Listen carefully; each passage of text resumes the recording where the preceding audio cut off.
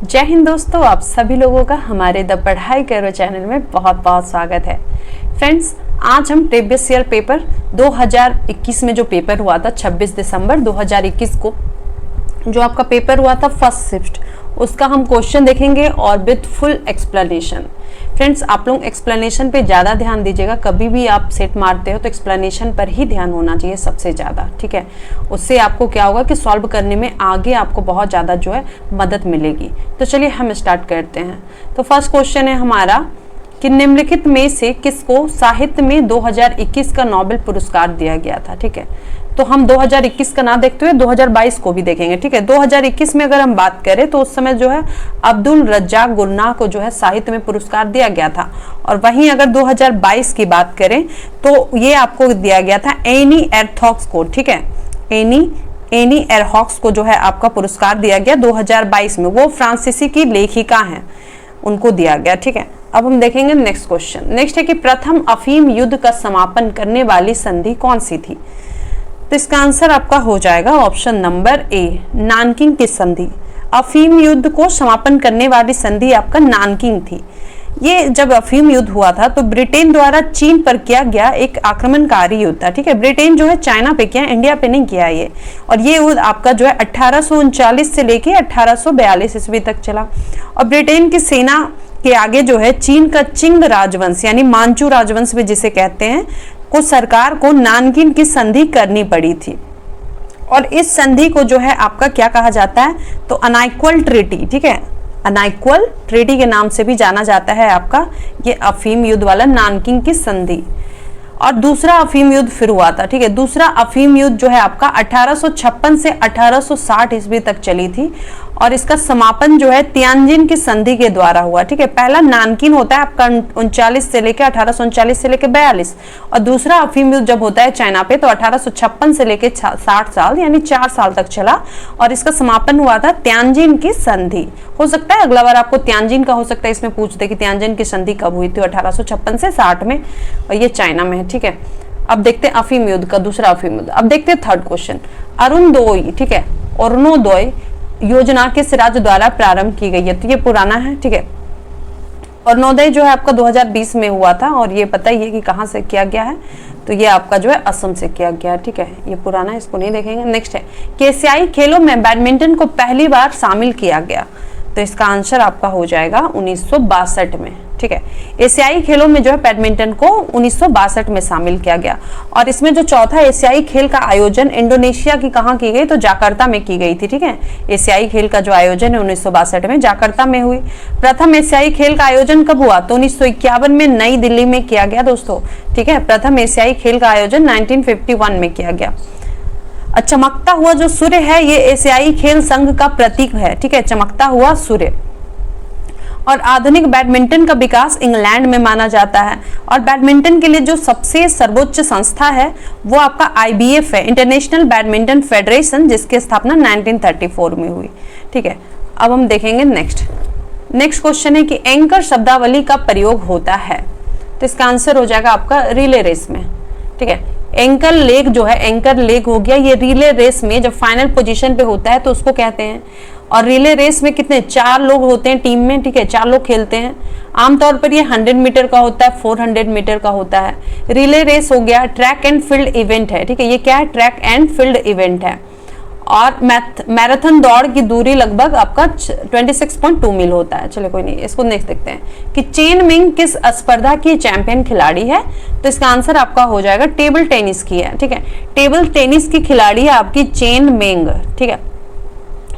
और table tennis खेल का जन्मदाता कौन माना जाता है, इंग्लैंड माना जाता है, ठीक है। जिस तरीके से विश्व बैडमिंटन का जो है सर्वोच्च संस्था कहाँ है, तो आपका इंग्लैंड में है। और आधुनिक बैडमिंटन का विकास आपका इंग्लैंड जाना जाता है, उसी तरीके से जो है आपका टेनिस के लिए भी इंग्लैंड जाना जाता है। उसके बाद सर्विस हो गया, बैक स्पिन हुआ, सेंटर लाइन, साइड स्पिन, ये सब आपका टेबल टेनिस से संबंधित है। स्पिन रिलेटेड जितना भी है देखिए, सर्विस हो गया, back spin, centre line, side spin, table tennis, ये सब से आपका टेबल टेनिस से आपका जो है ये सब संबंधित है। अब नेक्स्ट देखेंगे किरचॉफ का धारा नियम संरक्षण पर आधारित है, डैश के संरक्षण पर आधारित है, जबकि किरचॉफ का वोल्टेज नियम डैश के संरक्षण पर आधारित है। तो इसका आंसर आपका हो जाएगा आवेश और ऊर्जा। किरचॉफ का जो धारा नियम है वो आवेश संरक्षण पर आधारित है, किरचॉफ का, ठीक है। किरचॉफ का प्रथम नियम क्या कहता है? प्रथम नियम कहता है कि किसी वैद्युत परिपथ में यानी इलेक्ट्रिक सर्किट में किसी संधि पर मिलने वाली सभी धाराओं का बीजगणितीय योग शून्य होता है, ठीक है। पहला वाला जो किरचॉफ नियम कह रहा है कि किसी इलेक्ट्रिक सर्किट में किसी संधि पर मिलने वाली जितनी भी धाराएं हैं, ठीक है, जितने भी करंट हैं, उसका बीजगणितीय योग आपका शून्य होता है, ये प्रथम नियम कहता है। द्वितीय नियम क्या कहता है? द्वितीय नियम कहता है कि कोई क्लोज सर्किट है, बंद परिपथ है या लूप है, तो उसमें प्रतिरोधों के सिरों पर उत्पन्न विभवांतर को बीजगणितीय योग उस परिपथ में स्थित सेलों के विद्युत वाहक बलों के बीजगणितीय योग के बराबर होता है, ठीक है। यानी कि ये हो गया, पहला वाला हो गया कि 0 हो गया, और दूसरा वाला में क्या हो गया कि बीजगणितीय योग के बराबर होता है सेलों के विद्युत वाहक बलों के, ठीक है। तो यानी जो होता है ना VS = IR1 + IR2, ये आपका किरचॉफ का दूसरा नियम है। अब देखेंगे नेक्स्ट, FIT मोबाइल एप्लीकेशन निम्नलिखित में से किस मंत्रालय ने शुरू किया, ठीक है। तो ये आपका पुराना हो गया, इसको छोड़ते हैं। ऐसे FIT जो है आपका 2021 में हुआ था और ये आपका खेलकूद मंत्रालय ने किया था। नेक्स्ट है कि हर्षवर्धन के साम्राज्य की राजधानी थी, तो उसकी राजधानी थी कन्नौज, ठीक है। हर्षवर्धन की राजधानी आपका कन्नौज हो गई। ये किस वंश का था? तो हर्षवर्धन जो है पुष्यभूति या वर्धन वंश का था, ठीक है। इसके संस्थापक आपका जो कौन हो गया? पुष्यभूति ही, वंश का संस्थापक पुष्यभूति ही है। और इसकी राजधानी जो है पहले थानेश्वर थी, हरियाणा थी। हर्षवर्धन के पिता का नाम था प्रभाकर वर्धन और माता थी यशोमती, ठीक है। सबसे बड़ी बात कि हर्षवर्धन की बहन होती है राजश्री, जिसका विवाह कहाँ हो जाता है? तो कन्नौज के मौखरी राजा ग्रह वर्मा के साथ होता है। और हर्षवर्धन ने अपनी विधवा बहन को कन्नौज के प्रशासन संचालन में सहायता करने के लिए जो अपनी राजधानी कन्नौज को बनाया था। पहले उसका जो कहाँ था? तो पहले हर्षवर्धन वंश का जो ये है वो आपका रहता है थानेश्वर, हरियाणा का, और उसके बाद फिर जाके जो है इसको कन्नौज हो जाता है, क्योंकि उसकी बहन वहाँ ब्याही रहती है और उसका जो ये उसका नाम मैं भूल जा रही हूँ, उसका जो है उसको हत्या कर देता है उसकी बहन का पति को। तो फिर हर्षवर्धन यहाँ पर अपना राजधानी कर लेता है ताकि बहन का भी हेल्प हो सके। नेक्स्ट है कि निम्न में से किस कंपनी ने सन 1983 में ह्यूमुलिन का विक्रय आरंभ किया, ठीक है। तो इसका आंसर हो जाएगा आपका एली। देखिए किस टाइप का क्वेश्चन रहता है। तो एली नामक कंपनी जो है 1983 में ह्यूमुलिन विक्रय आरंभ किया था, ठीक है। प्रथम अगर ह्यूमन इंसुलिन को पूछा जाए कि कब किया गया था उत्पादित, तो 1978 में किया गया था। और अगर बात करें इंसुलिन, तो इंसुलिन हम पता ही है कि रक्त शर्करा को जो है नियंत्रित करता है, और इंसुलिन का निर्माण कहाँ होता है? तो पैनक्रियाज या अग्नाशय के बीटा कोशिकाओं के द्वारा होता है, ठीक है। इंसुलिन का निर्माण याद रखिएगा कि अग्नाशय के बीटा कोशिकाओं के द्वारा होता है, दैट मीन्स पैनक्रियाज के बीटा कोशिकाओं के द्वारा होता है। नेक्स्ट है कि निम्नांकित में से अ प्रॉमिस लैंड के पुस्तक के लेखक कौन है? तो इसका आंसर हो जाएगा बराक ओबामा। नेक्स्ट है कि सोनार संक्षिप्तीकरण है, ठीक है। सोनार जो है किसका संक्षिप्तीकरण है? तो इसका फुल फॉर्म हो जाता है आपका स्काई नेविगेशन और रेंजिंग, ठीक है। स्काई नेविगेशन एंड रेंजिंग आपका होता है इसका फुल फॉर्म। तो सोनार क्या करता है कि ध्वनि तरंगों का उपयोग किया जाता है, और पानी में या समुद्र के अंदर किसी वस्तु का पता लगाना हो तो सोनार का यूज किया जाता है। जैसे अभी जो 5 बिलियनियर यहाँ पे डूब गए थे, ठीक है, तो वहां पे टाइटैनिक देखने के लिए, तो वहां पे कैसे यूज करके पता लगाया गया? तो ये सोनार जो है उसको ओशियन में फेंका गया और उसके अंदर जाकर के वो उसके जो साउंड होता है उससे पता चला कि हाँ पे यहाँ पे क्या हुआ है, क्या नहीं हुआ, कुछ बचा हुआ है या नहीं। तो इससे पता चला कि नहीं, सब कुछ खत्म हो चुका है अब। तो सोनार 2 प्रकार के होते हैं, एक होते हैं सक्रिय सोनार और दूसरा होते हैं अक्रिय सोनार। सक्रिय सोनार क्या होता है कि ध्वनि तरंगों को उत्सर्जित तथा ग्रहण दोनों करने में सक्षम होते हैं, उत्सर्जन करने में भी और ग्रहण करने में, दोनों में कैपेबल होते हैं आपके सक्रिय सोनार। अक्रिय सोनार यानी इनएक्टिव सोनार की बात करें तो ये केवल ध्वनि तरंग को ग्रहण करने की क्षमता रखते हैं, ठीक है। तो अब देखेंगे नेक्स्ट क्वेश्चन। तो हमारा नेक्स्ट क्वेश्चन है कि अनुक्रम को पूरा कीजिए, ठीक है। तो जब इसको आप सॉल्व कीजिएगा तो आपका आंसर आ जाएगा N17M, ठीक है। अब नेक्स्ट देखते हैं कि निम्न में से पानी में कौन सी धातु मिनी माता रोग का कारण बनती है? तो पारा जो है आपका मिनी माता का रोग का कारण बनती है, ठीक है। एस्बेस्टस के रेशों से युक्त जल के सेवन से क्या होता है? तो एस्बेस्टोसियस नामक रोग होता है। एस्बेस्टस के जो रेशो युक्त जल होते हैं उसका अगर पी लीजिएगा तो आपको जो है एस्बेस्टोसिस नामक रोग हो जाएगा। ठीक है, नाइट्रेट की अगर अधिकता हो तब क्या होता है, तो ब्लू बेबी सिंड्रोम। ये वाला याद रखिएगा फ्रेंड, आपको पेपर में एकदम पक्का है कि दरोगा में कहीं ना कहीं आपको पूछेगा ही। तो नाइट्रेट की अधिकता से आपका ब्लू बेबी सिंड्रोम होता है। कैडमियम की अगर अधिकता हो तो इटाई इटाई रोग होता है। ठीक है, कैडमियम की अधिकता हो तो इटाई इटाई। फ्लोराइड अगर अधिक हो तो फ्लोरोसिस, तथा आर्सेनिक अगर अधिक हो तो ब्लैक फुट। ठीक है, आर्सेनिक अधिक हो गया तो ब्लैक फुट, कैडमियम अगर अधिक हो गया तो इटाई इटाई, पारा अगर अधिक हो गया तो मिनीमाटा, और सीसा। ठीक है, पारा हो गया। और अगर हम बात करें सीसा अगर रहे तो सीसा युक्त जल का प्रयोग करने से आपका एनीमिया होता है, सिर दर्द होता है, मांसपेशी की कमजोरी होती है, नीलापन दिखाई पड़ता है। ठीक है, अब हम देखेंगे आगे का क्वेश्चन। और एक चीज है कि जल में, नदियों, झीलों तथा तालाबों के जल में अजैविक तथा जैविक पोषण तत्वों के सांद्रण में वृद्धि होने से यूट्रिफिकेशन या सुपोषण हो जाता है। ओके, अब नेक्स्ट है आपका कि लुप्त संख्या पता करना है। ठीक है, तो इसका जब आप सॉल्व कीजिएगा तो आपका आंसर आ जाएगा 342। नेक्स्ट है कि गांधार कला शैली समन्वय है। ठीक है, तो गांधार कला आपका शैली जो है किसका समन्वय है, तो भारतीय और ग्रीक कला का। गांधार कला आपका भारतीय और ग्रीक कला का समन्वय। गांधार कला का विकास कब हुआ था, तो कनिष्क के शासनकाल में हुआ था। और मथुरा कला का विकास भी आपको कनिष्क के समय में ही हुआ था। ठीक है, मथुरा कला के तहत ही आपका जो है महात्मा बुद्ध की जो पहली मूर्ति बनाई गई थी, ये मथुरा कला के तहत बनाई गई थी। गांधार कला के तहत बात करें तो निर्मित महात्मा बुद्ध की मूर्ति की तुलना यूनानी देवता अपोलो से की गई है। गांधार कला का सबसे प्रसिद्ध कौन सा है, तो तक्षशिला है। सबसे अधिक बुद्ध की मूर्ति किसमें बनी है, तो गांधार कला में ही बनी है। और गांधार कला में स्टेली पत्थर का प्रयोग किया गया। प्लस ये भी है कि आप एनसीईआरटी में इस बात को पढ़ सकते हैं कि सबसे पहले मूर्ति किसी धर्म में बना है तो सबसे पहले बौद्ध धर्म में बना है। ठीक है, बौद्ध धर्म में सबसे पहले आपका मूर्ति बनना स्टार्ट हुआ, उसके बाद सारे धर्म में, मतलब जैसे हिंदू धर्म हो गए, ये सब में बनना स्टार्ट हो जाता है। अब देखते हैं नेक्स्ट, भारत की प्रथम और संचालित टेक्सटाइल मिल कहाँ निर्माण की जाएगी, तो इसका आंसर हो जाएगा परभणी, महाराष्ट्र। तो भारत की प्रथम सौर संचालित टेक्सटाइल मिल का निर्माण जो है परभणी, महाराष्ट्र में किया गया। ठीक है, और इस मिल का नाम क्या रखा गया, जय भवानी महिलाओं की सहकारी कपड़ा मिल है ये। और ये एशिया का पहला ऐसा मिल है जो पूरी तरह से सौर ऊर्जा पे काम करेगी, आपका महाराष्ट्र का परभणी। ठीक है, और ये सूती वस्त्र का जो है भारत का सबसे बड़ा उद्योग है। नेक्स्ट है कि भारत में चाय उत्पादन में प्रथम स्थान किस राज्य का है, तो इसका आंसर हो जाएगा असम। ठीक है, असम जो है पहला है।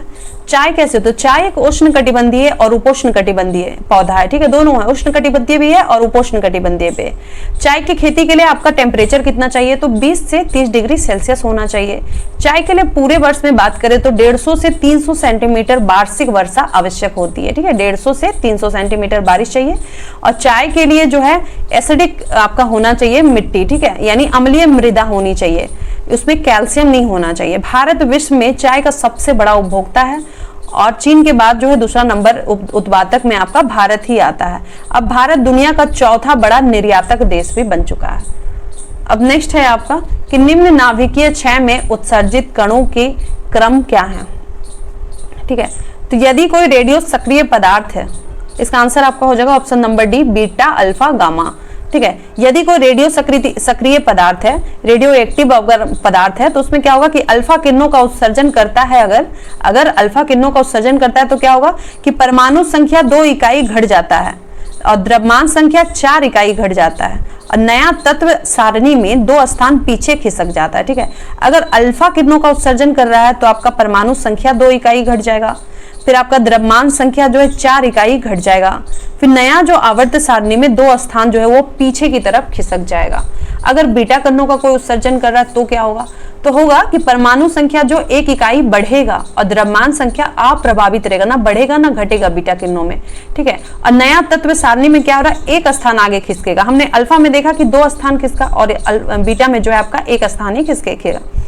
अब देखते हैं नेक्स्ट, अंतरजातीय विवाह को प्रोत्साहन करने के लिए ओडिशा सरकार ने निम्न में से कौन सा वेब पोर्टल प्रारंभ किया है, तो 2019 में ही किया था, सुमंगल योजना। ठीक है, अब देखते हैं नेक्स्ट, भारतवर्ष में जल प्रदूषण निरोध एवं नियंत्रण अधिनियम किस वर्ष धारित किया गया। ठीक है, तो इसका आंसर आपका हो जाएगा 1974। 1974 में जो है प्रदूषण विरोध एवं नियंत्रण अधिनियम, जल से रिलेटेड, याद रखिएगा, ठीक है, 1974 में धारित किया गया। इस अधिनियम में 1988 में संशोधन किया गया था और इस अधिनियम को वर्ष 2003 में अंतिम बार संशोधित किया गया था, ठीक है, 2003 में जो है इसको अंतिम बार संशोधित, पहले 1952 का आपका आता है राष्ट्रीय वन नीति प्रथम, ठीक है, उसके बाद वन नीति आता है आपका 1952 में, उसके बाद इसको संशोधन किया जाता है 1988 में, जिसमें बनता है प्रथम राष्ट्रीय वन नीति। उसके बाद फिर आपका जो है 2003 में इसको अंतिम बार इस अधिनियम को संशोधित किया जाता है, ठीक है, याद रखिए 3 बार हुआ है आपका वन नीति का संशोधन, 2 बार हुआ है संशोधन और 1 बार तो बना था, टोटल मिला के 3। तो जल क्या है, जल प्रदूषण निवारण तथा नियंत्रण उपकर अधिनियम 1977 में बनाया गया, ठीक है, जल प्रदूषण निवारण तथा नियंत्रण, ये उपकर अधिनियम जो आपका 1977 में बना। और वहीं अगर बात करें जल अधिनियम कब बना था, प्रदूषण विरोध एवं नियंत्रण, तो ये 1974 में बना, याद रखिएगा। इस अधिनियम के तहत ही 1974 में आपका केंद्रीय प्रदूषण नियंत्रण बोर्ड की स्थापना कब हुई, तो ये 1974 में, ठीक है, जब केंद्रीय प्रदूषण नियंत्रण बोर्ड का स्थापना होता है उसी साल आपका जो है जल अधिनियम 1974 में बनता है, ठीक है। और प्रदूषण निवारण जो है उपकर अधिनियम कहते हैं, जल उपकर अधिनियम, ये आपका 1977 में बनता है। राष्ट्रीय वन अधिनियम की बात करें तो 1927 में ये पारित हुआ था, ठीक है, भारतीय वन अधिनियम 1927 में आपका पारित हुआ था। वायु प्रदूषण निवारण और नियंत्रण अधिनियम 1981 में लागू हुआ था, ठीक है, वायु प्रदूषण निवारण और नियंत्रण अधिनियम आपका 1981 में लागू हुआ था। नीति और अधिनियम हम देखते हैं। प्रथम राष्ट्रीय वन नीति आपका आया था 1894 में। राष्ट्रीय वन नीति प्रथम जो आया था कब आया था, तो 1894 में। फिर आपका अगर बात करें तो वन नीति आता है आपका आजादी के बाद 1952 में, ठीक है। उसके बाद हम बात करें तो आपका 1972 में आता है वाइल्ड सेंचुरी कंजर्वेशन, यानी कि वन्य जीव जो है वन्य जीव संरक्षण अधिनियम, ये आपका 1972 में आता है, ठीक है। फिर आपका क्या आता है, वन संरक्षण अधिनियम 1980 में आता है, याद रखिएगा, ठीक है, ये सब मैं बता रही हूँ, एक्स्ट्रा फैक्ट है, इसको याद रखिएगा। उसके बाद बात करें कि पर्यावरण संरक्षण अधिनियम कब आता है, तो 1986 में आता है, ठीक है। अब इसके अलावा बात करते हैं तो वन संरक्षण अधिनियम हमने देख लिया। अब है वन्य जीवन अधिनियम, जिसको कहते हैं 1972 में जो आपका आया था वन्य जीवन, ठीक है, वाइल्ड लाइफ कंजर्वेशन जिसको कहते हैं 1972 में। फिर जैव विविधता अधिनियम आता है, तो वो आपका जो 22 मई को हम मनाते हैं जैव विविधता दिवस, उसको कह रहे हैं जैव विविधता अधिनियम भी कब आता है, तो 2002 में आता है, ठीक है। ये सारा चीज आपके माइंड में एकदम रहना चाहिए। आप देख सकते हैं कि दरोगा में कहीं ना कहीं ये सब में से ही कोई एक उठा के पूछ लेता है, तो ये आपका जो है 2 नंबर। नेक्स्ट है कि निम्नलिखित में से किसे हिंदी साहित्य में ज्ञानपीठ पुरस्कार से सम्मानित किया गया, ठीक है। तो ये पुराना क्वेश्चन है, तो उस समय जो है आपका कृष्णा सोपती को मिला था, लेकिन अभी हाल फिलहाल में किसको, तो दामोदर मावजो को मिला है, ठीक है। अब देखते हैं नेक्स्ट क्वेश्चन है कि 33वें 2024 ओलंपिक खेलों की मेजबानी किस शहर द्वारा की जाएगी, ठीक है। तो 33वें की अगर बात करें तो ये पेरिस द्वारा की जाएगी, ठीक है। 33वां किसके द्वारा ओलंपिक खेल, तो पेरिस में होगा आपका। 34वां की अगर बात करें तो 34वां यानी 2028 ओलंपिक खेल आपका 4-4 साल पे होता है, तो 34वां आपका जो कहाँ होगा, तो लॉस एंजल्स में होगा 2028 में, ठीक है। तो याद रखिएगा जो 33वां है वो आपका होगा पेरिस में, पेरिस के बाद जो है लॉस एंजल्स में नेक्स्ट होगा 34वां, और उसके बाद तो ऑस्ट्रेलिया में होगा जो 2032 में होगा, ठीक है। 2020 में कहाँ हुआ था, तो टोक्यो में हुआ था। और राष्ट्रमंडल खेल की बात करें तो 2022 में कहाँ हुआ था, तो बर्मिंघम इंग्लैंड में हुआ था। अब देखेंगे नेक्स्ट क्वेश्चन, तो इसका आंसर हो जाएगा आपका 2024 का, कहाँ होगा, तो पेरिस में। नेक्स्ट है कि भारत में संघीय न्यायालय की स्थापना किस अधिनियम स्थापना या अधिनियम रिपोर्ट द्वारा की गई, ठीक है। भारत में जो संघीय न्यायालय आया 1937 में, तो इसका क्या हो जाएगा आंसर, इसका हो जाएगा 1935। भारत सरकार अधिनियम 1935 के तहत, ठीक है, भारत सरकार अधिनियम 1935 के तहत जो है आपका संघीय न्यायालय की स्थापना हुई। कब हुई थी, तो 1937 में हुई थी। और जवाहरलाल नेहरू ने इस अधिनियम को गुलामी का अधिकार पत्रिका है, कल हमारा एडिटोरिया जो सेट चल रहा था उसमें क्वेश्चन पूछा हुआ था कि किस अधिनियम को जवाहरलाल नेहरू ने गुलामी की दास्ता कहा है यह अधिकार पत्र, तो ये आपका हो जाएगा 1935 को। 1935 के अधिनियम से और क्या हुआ था कि केंद्र में द्वैत शासन को लागू किया गया और प्रांत में जो द्वैत शासन था उसको समाप्त करके उसको केंद्र में किया गया, ठीक है, प्रोविंस से हटा करके जो उसको सेंट्रल किया गया। भारतीय संविधान का सबसे बड़ा स्रोत आपका कौन सा है? तो भारत सरकार अधिनियम 1935 है, 1935 है। भारत परिषद अधिनियम 1909 की बात करें तो ये माल्लो मिंटो रिफॉर्म या माल्लो मिंटो सुधार से हो गया। 1919 में क्या है? तो मोंटेग्यू चेम्सफोर्ड सुधार भी कहा जाता है। और कल के हमने एक्सप्लेनेशन में एडिटोरिया में देखा था कि 1919 में जो है आपका किसको, तो महिलाओं को जो है पहली बार वोटिंग का अधिकार मिला, और उसके साथ ही महिलाएं हो गया और SC ST ये सब, ठीक है, रिजर्वेशन वाला कोटा हुआ, ये आपको मिला कब? तो 1919 में मिला। अब देखते हैं नेक्स्ट, कुतुब मीनार के प्रवेश द्वार को किस नाम से जाना जाता है? तो ये आंसर हो जाएगा आपका अलाई दरवाजा, ठीक है। कुतुब मीनार का जो प्रवेश द्वार है उसको अलाई दरवाजा के नाम से जाना जाता है। किसने बनाई थी? तो इसकी नींव कुतुबुद्दीन ऐबक ने रखी थी अपने गुरु सूफी संत कुतुबुद्दीन बख्तियार काकी के सम्मान में, ठीक है। और निर्माण आपका इल्तुतमिश ने इसे कराया, ठीक है। और अलाई दरवाजा का निर्माण जो है खिलजी शासक अलाउद्दीन खिलजी द्वारा लगभग 1311 ईस्वी में करवाया गया था। बुलंद दरवाजा का निर्माण अगर बात करें तो मुगल बादशाह अकबर ने गुजरात विजय के बाद करवाया था बुलंद दरवाजा, ठीक है, 1572 में। उसके बाद कुतुब मीनार का वर्ष 1993 में यूनेस्को द्वारा विश्व धरोहर घोषित कब किया गया? 1993। नेक्स्ट है कि अशोक चक्र सौर पुरस्कार वर्ष डैश में स्थापित किया गया। तो इसका आंसर आपका हो जाएगा 1952, ठीक है। 1952 में जो है इसे अशोक चक्र सौर पुरस्कार जो है 1952 से आपका स्टार्ट किया गया, स्थापित किया गया। अशोक चक्र जो है 3 वर्गों को दिया जाता है। 1967 में जो है आपका अशोक चक्र वर्ग 1 यानी क्लास 1, क्लास 2, क्लास 3 में जो है डिवाइड किया गया था, जिसको खत्म कर दिया गया। 1952 में इसको 3 भाग में किया जाता था, लेकिन 1967 में जो है इसकी अनिवार्यता को समाप्त किया गया। वर्ग 1 वाले को अशोक चक्र, वर्ग 2 वाले को कीर्ति चक्र और वर्ग 3 वाले को शौर्य चक्र दिया गया, ठीक है। अशोक चक्र कब मिलता है? तो अशोक चक्र युद्ध के दौरान, अगर युद्ध के दौरान जो है युद्ध के मैदान से दूर वीरता, साहसी कार्रवाई या आत्म बलिदान हेतु भारत का सर्वोच्च शांति सैन्य अलंकरण है आपका अशोक चक्र, ठीक है। पहला अगर हम बात करें, पहला नंबर पे परमवीर चक्र, दूसरे नंबर पे आपका महावीर चक्र, तीसरे नंबर पे अशोक चक्र, चौथे नंबर पे कीर्ति चक्र, 5वें नंबर पे वीर चक्र और लास्ट में हो जाता है शौर्य चक्र, ठीक है, इस तरीके से। नेक्स्ट है ये गैलेंट्री अवार्ड है। नेक्स्ट है कि पुस्तक हैप्पीनेस ऑल अराउंड के लेखक कौन है? तो ये आपको पुराना हो गया है, तो इसका आंसर हो जाएगा आपका अभिजीत गुप्ता ने लिखा है आपका हैप्पीनेस ऑल अराउंड। नेक्स्ट है कि एक समाज की बैठक में 10 व्यक्ति उपस्थित हैं, सभी एक दूसरे से एक बार हाथ मिलाते तो कुल कितने? ये मैथ का क्वेश्चन हो गया, तो इसका आंसर हो जाएगा आपका n × n-1/2 करके निकलेगा, तो आपका आंसर आ जाएगा 45। नेक्स्ट है कि सांची स्तूप मूल रूप से किस मौर्य शासक ने बनाया था? तो इसका आंसर आपका होगा अशोक ने बनाया था, ठीक है। सांची स्तूप जो है अशोक ने बनवाया था। अशोक ने जो है ईसा पूर्व 3री शताब्दी में, ठीक है, 3री ईसा पूर्व शताब्दी में जो है सांची स्तूप का निर्माण करवाया था। और सांची स्तूप आपका MP के सांची शहर में एक पहाड़ी पे स्थित है। इसका चित्र आपका 200 रुपए का नोट पे भी मिल जाता है, ठीक है। और इसको 1989 में जो है यूनेस्को की विश्व धरोहर में शामिल कर लिया गया। नेक्स्ट है कि राष्ट्रपति को अध्यादेश पारित करने की शक्ति वर्णित है। तो राष्ट्रपति का अध्यादेश करने का जो शक्ति है वो है आर्टिकल 123 यानी 123 में जो है आपका अध्यादेश जारी करता है राष्ट्रपति, ठीक है। कब करता है? तो जब संसद का सेशन जो है चल नहीं रहा हो, ठीक है, सत्र जब उसका नहीं चल रहा हो और कोई कानून बहुत जरूरी है वो बनाना आवश्यक है, तो ऐसी स्थिति में राष्ट्रपति क्या करेगा? अपना ऑर्डिनेंस जारी कर देगा, अध्यादेश जारी कर देगा।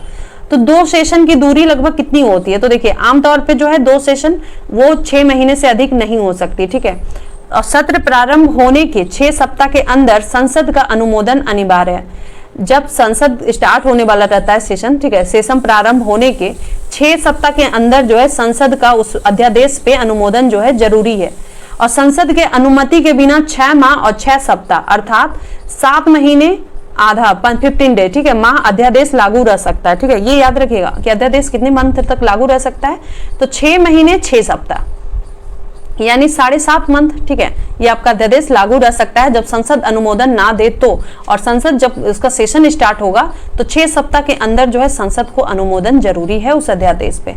नेक्स्ट है कि यूटोपिया के लेखक कौन है? ठीक है, तो यूटोपिया के लेखक की अगर हम बात करें तो थॉमस मोर है। यूटोपिया क्या है भाई? तो थॉमस मोर की पुस्तक है यूटोपिया, जो 1516 में हुआ था। इसमें क्या हुआ था? तो अटलांटिक महासागर का जो है काल्पनिक द्वीप के समाज का वर्णन मिलता है आपका यूटोपिया में। यूटोपिया शब्द का प्रयोग कल्पनाओं से चित्रित आदर्श समाज के संदर्भ में किया जाता है, ठीक है। और भी है थॉमस मोर की और भी बुक है famous, defence of the seven sacraments, ये भी थॉमस मोर की बुक है, ठीक है। Defence of the seven sacraments. Republic के लेखक कौन है? तो वो प्लेटो थे, ठीक है। रिपब्लिक किसने लिखा है? तो प्लेटो ने। और प्लेटो किसके? अरस्तु के गुरु है तथा सुकरात के ये शिष्य हैं, ठीक है। जो हो गया सुकरात के शिष्य हो गए प्लेटो, और प्लेटो के शिष्य हो गए अरिस्तु। अरिस्तु का जो शिष्य हो गया वो कौन? सिकंदर महान। याद रखिएगा, ये चारों इंपॉर्टेंट होता है। नेक्स्ट है कि भारतीय वन अनुसंधान संस्थान कहाँ स्थित है? तो आंसर हो जाएगा आपका देहरादून में, ठीक है। भारतीय वन अनुसंधान संस्थान आपका देहरादून में है। इसका पुराना नाम क्या था? तो इंपीरियल फॉरेस्ट रिसर्च इंस्टीट्यूट। भारतीय वन प्रबंधन संस्थान का है, ठीक है। ये रिसर्च वाला जो है फॉरेस्ट का जहां रिसर्च होता है समझिएगा, तो वो देहरादून में है। मैनेजमेंट जो होता है वो आपका MP भोपाल, ठीक है, वहां मैनेजमेंट। और भारतीय वन्य जीव संस्थान कहाँ है? तो वन्य जीव संस्थान आपका देहरादून में ही है, ठीक है। हिमालय वन अनुसंधान संस्थान शिमला में है। राष्ट्रीय प्राणी उद्यान संस्थान ये नई दिल्ली में है। राष्ट्रीय प्राणी उद्यान संस्थान आपका सेंट्रल में है, यानी नई दिल्ली में है। अब कुछ और संस्थान देखते हैं। वनस्पतिक आ जाएगा, राष्ट्रीय वानस्पतिक शोध संस्थान लखनऊ में है। उसके साथ ही केंद्रीय आम शोध संस्थान भी लखनऊ में है। राष्ट्रीय लाख की बात हो जाए तो वो रांची हो जाएगा। चावल की बात हो जाए, केंद्रीय चावल शोध संस्थान, तो वो आपका जो है कटक हो जाएगा। अब देखेंगे नेक्स्ट क्वेश्चन। हमारा नेक्स्ट क्वेश्चन है भारत का सबसे उत्तरी बिंदु कहाँ है, ठीक है। तो हमारा जो भारत का सबसे उत्तरी बिंदु है वो आपका है इंदिरा कोल, ठीक है। इंदिरा कॉल जो है आपका उत्तरी बिंदु है। और अगर कह देगा कि भूमि वाला तो लद्दाख हो जाएगा, ठीक है। इंदिरा कॉल आपका कहाँ पे? तो लद्दाख केंद्र शासित प्रदेश में स्थित है आपका इंदिरा कॉल। भारत का दक्षिणतम बिंदु कहाँ है? तो इंदिरा पॉइंट है, जो कहाँ मिलता है? तो ग्रेट निकोबार में है ये इंदिरा पॉइंट, ठीक है। भारत का सबसे पूर्वी बिंदु किबुथु हो गया, जो अरुणाचल प्रदेश में। पश्चिमी बिंदु गहीर माथा, जो गुजरात में है, ठीक है। लेकिन अगर कह दे कि दक्षिण भारत का मुख्य भूमि का जो है दक्षिणतम बिंदु कौन सा है, ठीक है, मुख्य भूमि का लगा देगा, तो आप याद रखिएगा तमिलनाडु का कन्याकुमारी है, ठीक है। और अगर कह दे कि दक्षिणतम बिंदु कहाँ है, भारत का दक्षिणतम बिंदु, तब आप इंदिरा पॉइंट लगाइएगा।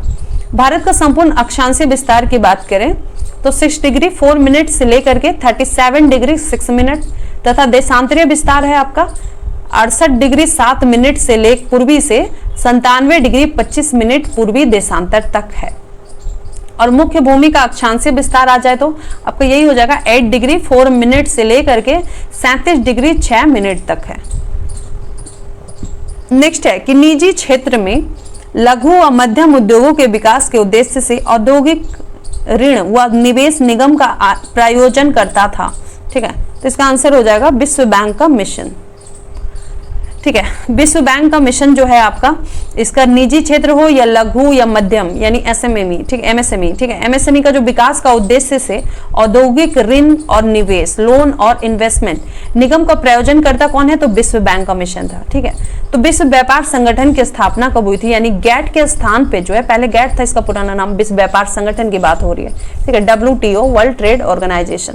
तो इसका नाम जो आपका गैट के स्थान पर क्या किया गया? 1 जनवरी 1995 को जो है इसका गैट के स्थान पर विश्व व्यापार संगठन कहा गया, ठीक है। गैट की स्थापना हुई थी आपका 1947 में, ठीक है, 30 अक्टूबर 1947 को हुई थी, और 1 जनवरी 1948 से ये कार्य करने लगा था।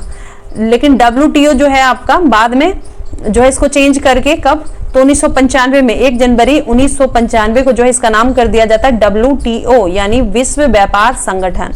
गैट का फुल फॉर्म भी आ जाता है, तो गैट का फुल फॉर्म है general agreement on tariffs and trade, general agreement on tariffs and trade. WTO का हेडक्वार्टर कहाँ है? तो जेनेवा में है, और जेनेवा जो आपका कहाँ है? तो स्विट्जरलैंड में, यानी स्विट्जरलैंड के जेनेवा में है आपका WTO का हेडक्वार्टर। नेक्स्ट है कि इडली की किस प्रक्रिया द्वारा बनाया जाता है? इडली को जिस प्रक्रिया द्वारा बनाया जाता है वो क्या है, ठीक है। तो ये क्वेश्चन आपका आया हुआ था। तो इसको कहते हैं स्टीमिंग, भाप से बनाया जाता है, ठीक है। तो इडली को जो प्रक्रिया से बनाया जाता है उसको स्टीमिंग कहते हैं। तो ईस्ट से विटामिन, आपका विटामिन ईस्ट की बात करें तो उससे आपका जो है विटामिन B प्राप्त किया जाता है। रोटी की बात, तो रोटी में जो काला फफूंद होता है वो राइजोपस कवक के कारण होता है, ठीक है। रोटी के ऊपर जो काला काला फफूंदी हो जाता है वो राइजोपस कवक के कारण होता है। कवक में आपका प्लास्टिक और क्लोरोप्लास्ट नहीं पाया जाता है। इष्ट की शर्करा कवक भी, इष्ट को जो है क्या कहते हैं तो शर्करा कवक भी कहते हैं, और इसकी खोज 1980 में की गई थी। कुछ और कवक के नाम हैं जैसे कि एमेनिटा मस्केरिया, वॉलिटस, ये सब जहरीला कवक है, ठीक है। पॉलीपोरस, फ्यूजिरियम, ये सब मूल्यवान इमारती लकड़ी को नष्ट कर देता है, ये कवक हो गया, ठीक है। अब हम देखेंगे खाद्य पदार्थ, नेक्स्ट क्वेश्चन अब हम देखेंगे कि भारत का सक्रिय ज्वालामुखी द्वीप कौन सा है, तो आंसर हो जाएगा आपका बैरन द्वीप। तो बैरन द्वीप जो है अंडमान निकोबार में है, ठीक है, जो पोर्ट ब्लेयर से 140 किलोमीटर दूर है। बैरन ज्वालामुखी की बात करें तो फरवरी 2017 में जो है अंतिम बार इसको देखा गया, ठीक है। इसमें जो है अंतिम बार आपका कब ज्वालामुखी वहां फटा था, तो 2017 में। बैरन का अर्थ क्या होता है, बंजर, यानी वहां कोई आबादी नहीं वास करती है। ये अकेला जो है इंडिया का सक्रिय ज्वालामुखी है। अंडमान और निकोबार द्वीप जो है 10 डिग्री चैनल को एक दूसरे से अलग करते हैं। नेक्स्ट है कि प्रतिदीप्ति नालिका तथा नियोन चिन्ह बल्ब में होता है, तो आंसर हो जाएगा प्लाज्मा। प्रतिदीप्ति नालिका तथा नियोजन चिन्ह बल्ब में प्लाज्मा होता है। प्रदीप्त नालिका में हीलियम गैस होती है और नियोन चिन्ह जो है बल्ब में नियोन गैस होती है, ठीक है। तो प्रदीप्त लैंप जो है कम दबाव वाली मरकरी वेपर को आयनित करके पराबैंगनी विकिरण को उत्पादन करते हैं, ठीक है। अब हम देखेंगे नेक्स्ट, निम्न में से कौन सी कमेटी मौलिक कर्तव्यों से संबंधित है, तो इसका आंसर हो जाएगा आपका स्वर्ण सिंह कमेटी, ठीक है। स्वर्ण सिंह कमेटी आपका जो 42वां संविधान संशोधन 1976 के द्वारा जो है भारतीय संविधान में भाग का 4A को जोड़ा गया था और उसमें 10 मौलिक कर्तव्यों को शामिल किया गया, ठीक है। और ये जो आपका कहाँ के संविधान से लिया गया है, तो USSR के संविधान से ये मौलिक कर्तव्य लिया गया है, ठीक है। और उसमें जो है आपका 86वां संविधान संशोधन अधिनियम, उस समय जो कमेटी अगर बात करें, स्वर्ण सिंह कमेटी ने ही रिकमेंड किया था कि मौलिक कर्तव्य को जो है जोड़ा जाए, ठीक है, संविधान में मौलिक कर्तव्य को जोड़ा जाए। तो उस समय सबसे पहले उन लोगों ने कहा था कि 8 रहेंगे, ठीक है, फिर बाद में 10 हो गया। 10 होने के बाद फिर क्या होता है कि 11वां आपका जुड़ता है कब, 86वां संविधान संशोधन के द्वारा 2002 में। उस समय जो है मौलिक कर्तव्य 4A में जोड़ा गया था कर्तव्य नंबर 11, ठीक है।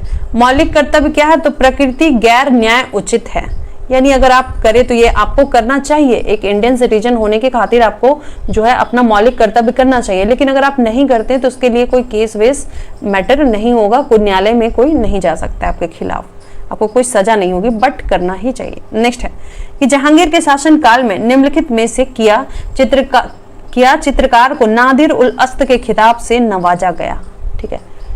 तो इसका आंसर हो जाएगा उस्ताद मंसूर। उस्ताद मंसूर को जो है आपका नादिर उल उस्त्र के नाम से नवाजा गया था खिताब। जहांगीर का शासनकाल को चित्रकला का स्वर्णकाल कहा जाता है।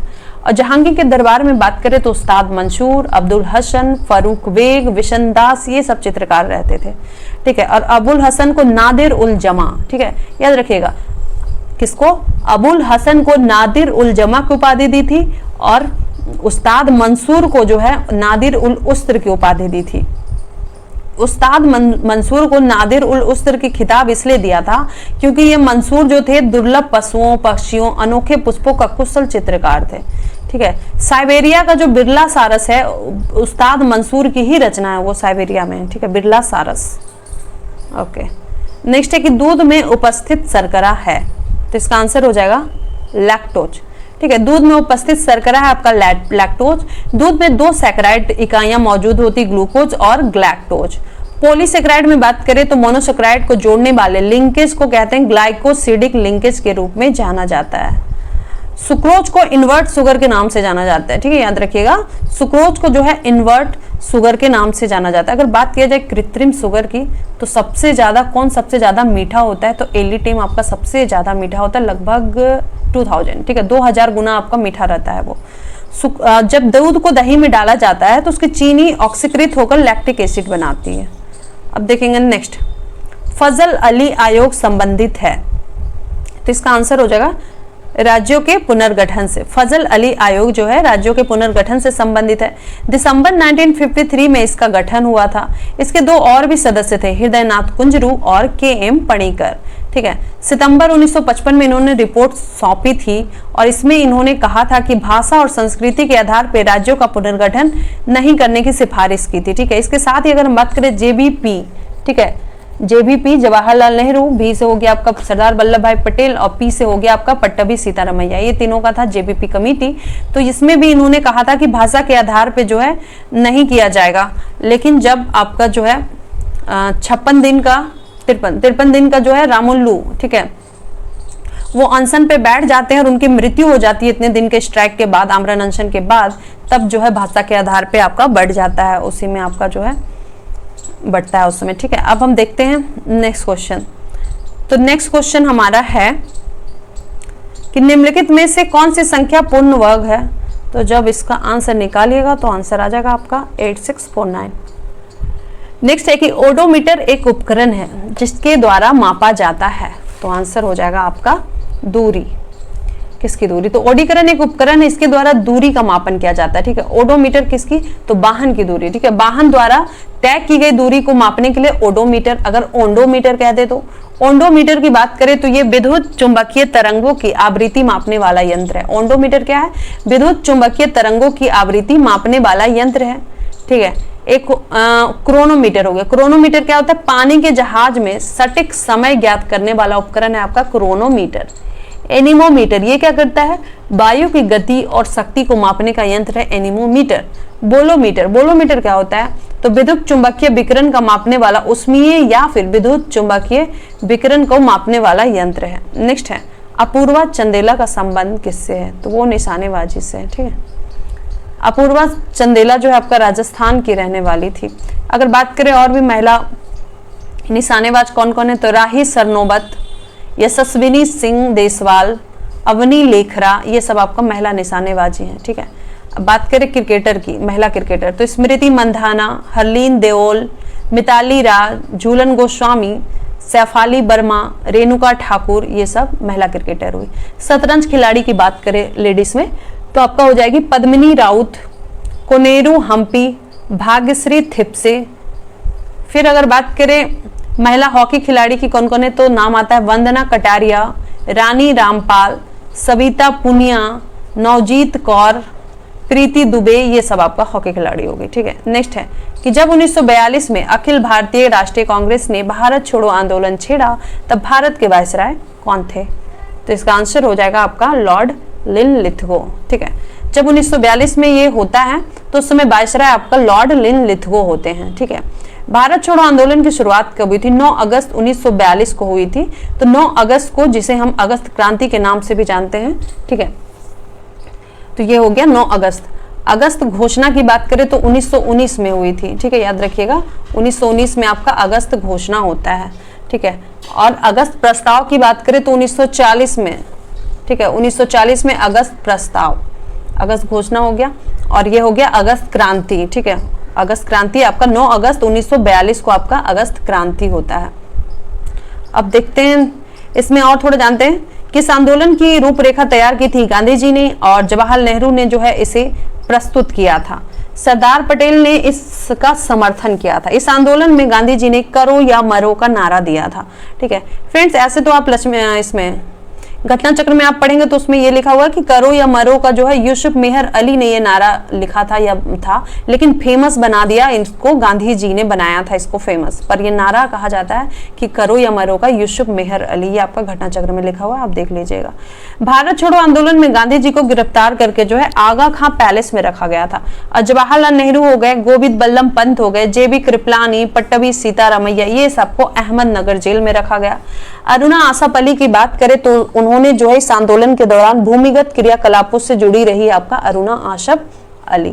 नेक्स्ट है कि ऐसी समष्टि पारस्परिक क्रिया जिसमें एक जाति को लोभ होता है और दूसरी को ना लाभ होता है, ऐसी समष्टि पारस्परिक क्रिया जिसमें एक जाति को लाभ होता है और दूसरी को ना लाभ होता है और ना हानि होता है, तो उसको क्या कहते हैं? तो उसको कहते हैं सहभोजिता। ठीक है, तो सभोजिता क्या होता है? सभोजिता में आपका हो गया कि जैसे आम की शाखा पर पाए जाने वाला अधिपावक या आर्किड होता है, ठीक है। और व्हेल मछली की पीठ पे रहने वाला बर्निकल्स, उसको फायदा होता है, लेकिन व्हेल मछली को क्या होता है? ना हानि होता है ना लाभ होता है। तो ये आपका हो गया सभोजिता। सभोजिता में क्या होता है कि एक जाति को लाभ, इसमें क्या होता है कि एक जाति को लाभ होता है लेकिन दूसरी को न लाभ होता है ना हानि होता है, तो उसको कहते हैं सभोजिता, ठीक है। अब सहोपकारिता की अगर हम बात करें, सहोपकारिता क्या होता है? इसमें क्या होता है कि दोनों जातियों को लाभ होता है, ठीक है, उसको कहते हैं सहोपकारिता। सहोपकारिता में क्या होगा, जैसे कि हम अगर बात करें तो जैसे कोई जानवर है, जैसे गाय भैंस हो गया, ठीक है, उसके ऊपर क्या होता है? कौवा बैठा रहता है, उसको कुछ उसमें से उसका जो गंदगी होता है उसको साफ करता है, ठीक है। उससे क्या, उससे उसको खाना भी मिल जाता है, कौवा को, कौवा या चील पता नहीं कौन रहता है, वो बैठा हुआ रहता है, तो उसको खाना भी मिल जाता है और उसकी जो है क्या हो गया, गाय या भैंस का जो है आपका उसका गंदगी भी साफ हो गया, तो दोनों को फायदा हो गया। तो ये हो गया सहोपकारिता। अब परजीविता क्या होता है? इसमें जो है क्या करते हैं, परजीविता एक ऐसी परस्पर क्रिया है जिसमें परजीवी अपना भोजन परपोषी से प्राप्त करता है और उसे हानि पहुंचाता है, जैसे कि अमरबेल का पौधा हो गया, ठीक है। अमरबेल का पौधा क्या है? किसी पेड़ के ऊपर अगर आप उसको फेंक देंगे तो वो उसको सुखा देगा और खुद जो है वो पलते बढ़ते रहेगा, तो ये आपका परजीविता हो गया। तो ये सब जो है छोटे छोटे, ये इसको याद रखिएगा, इसमें आपका क्वेश्चन अक्सर आता ही है। नेक्स्ट, निम्नलिखित में से किससे रामसर प्रस्ताव संधि यानी रामसर कन्वेंशन संबंधित है? तो इसका आंसर हो जाएगा आर्द्र भूमि के संरक्षण से, ठीक है। 1971 में जो है आपका आर्द्र भूमि के संरक्षण के लिए जो है कैस्पियन सागर के तट पर ईरान शहर है, तो उसके वहां का रामसर शहर है, ठीक है, ईरान देश है, ईरान के रामसर शहर में इसका सम्मेलन हुआ था, ठीक है। तो भारत ने फरवरी 1982 में रामसर संधि पे हस्ताक्षर कब किया था भारत ने? तो 1982 में, ठीक है, 11 साल के बाद भारत ने जो है हस्ताक्षर किया। रामसर संधि को 1975 में लागू किया गया था, ठीक है, इसको लागू किया गया 1975 में, 4 साल के बाद इसको लागू किया गया। 1971 में बनता है और 1975 में इसको लागू करता है और 1982 में जो है भारत इसमें शामिल होता है। विश्व आर्द्र भूमि प्रतिवर्ष कब मनाते? तो 2 फरवरी को।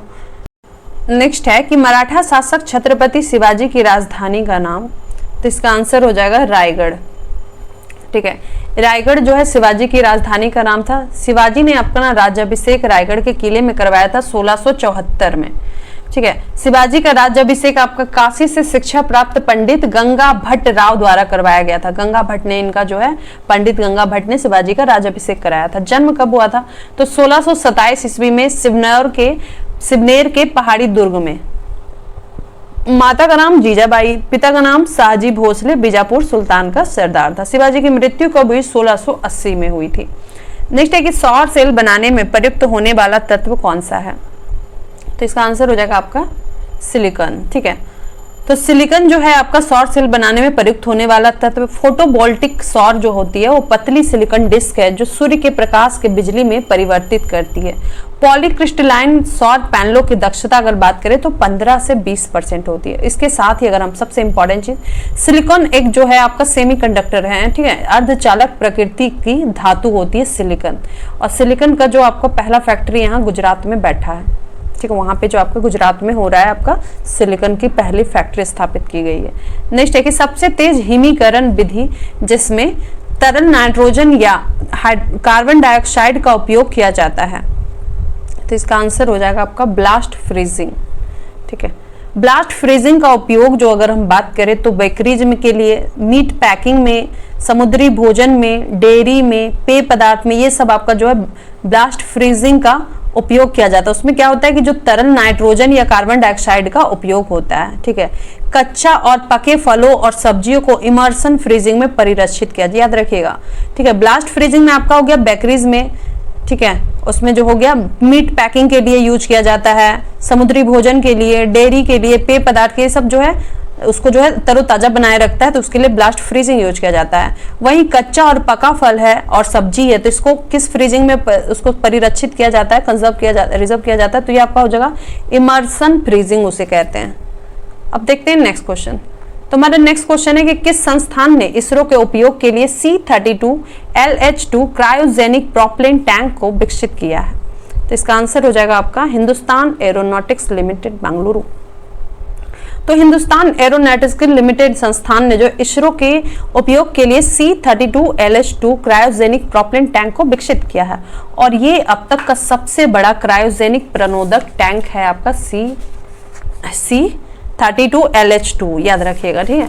अगर बात करें, इसे इसरो ने जो है geosynchronous satellite launch vehicle mark 111 के पेलोड क्षमता से इसका डिजाइन किया गया है, ठीक है।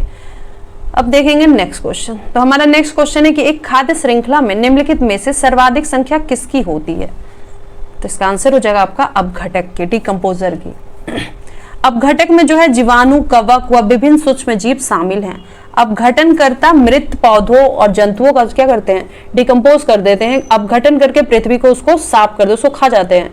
इसलिए इन्हें प्रकृति का मेहतर, ठीक है, मेहतर या स्कैवेंजर्स कहते हैं।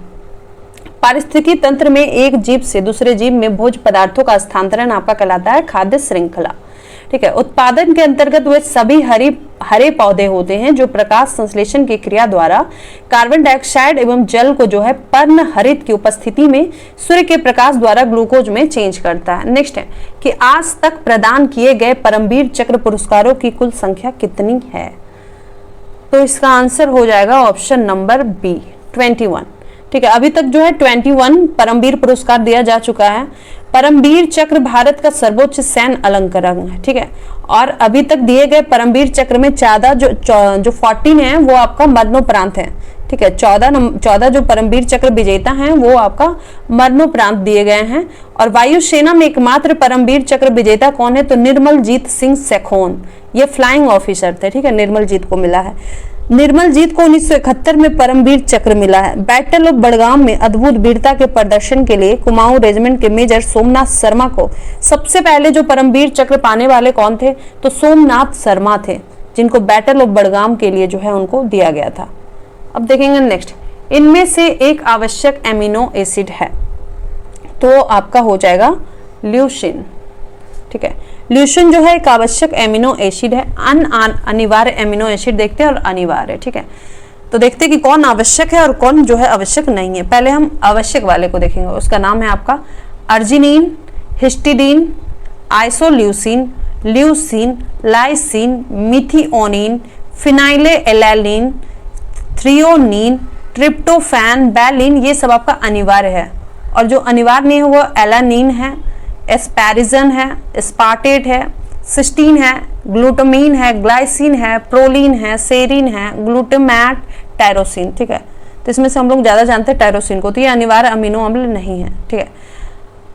तो अनिवार्य में आप ध्यान रखिएगा, ल्यूसिन, लाइसिन, ये जो नीन आएगा ये सारा जो है आपका अनिवार्य है, बस इतना थोड़ा। अब देखते हैं नेक्स्ट क्वेश्चन।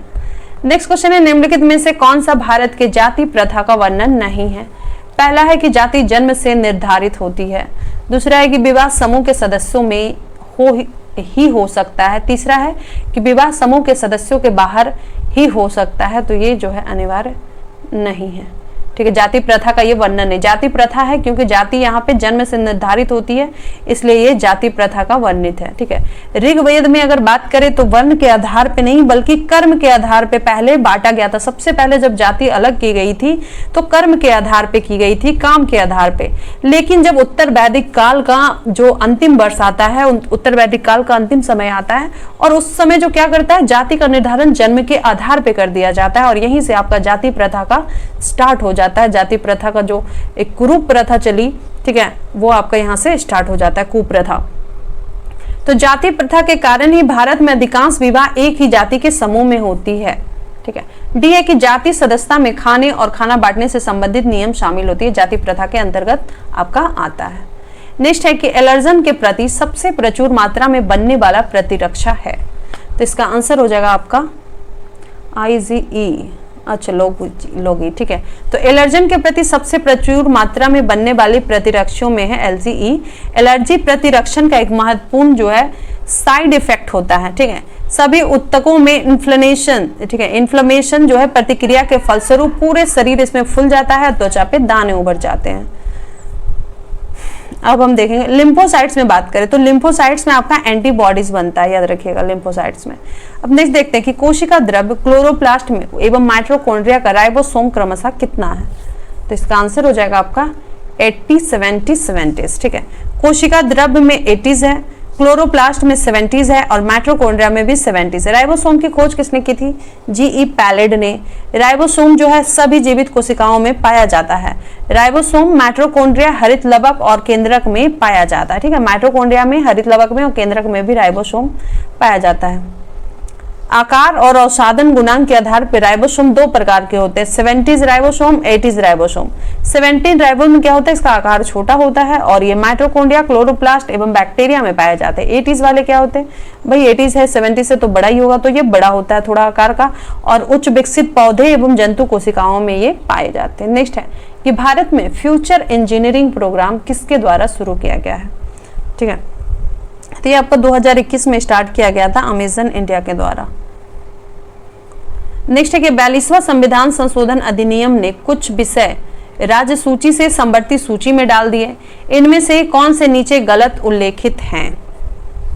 तो आंसर हो जाएगा आपका 1, स्थानीय सरकार। ठीक है, 42वां संविधान संशोधन में कुछ विषय राज्य सूची से समवर्ती सूची में डाले गए, जिसमें से 1, स्थानीय सरकार जो है गलत है। 42वां संविधान संशोधन की बात करें तो उसमें 5 विषय को जो है राज्य सूची से हटा के समवर्ती सूची में डाल दिया गया। शिक्षा, वन, भार और माप, वन्य जीवों और पशु पक्षियों की सुरक्षा तथा उच्च न्यायालय और उच्चतम न्यायालय को छोड़कर सभी न्यायालयों के न्याय प्रशासन एवं गठन। ठीक है, ये 5 याद रखिएगा। पहला हो गया शिक्षा, फिर वन, फिर भार और माप। ठीक है, चौथा नंबर पे आपका हो गया वन्य जीव और पक्षियों की सुरक्षा, यानी वन्य जीव और पक्षी जो भी हो गए वो सबका सुरक्षा, चौथा हो गया।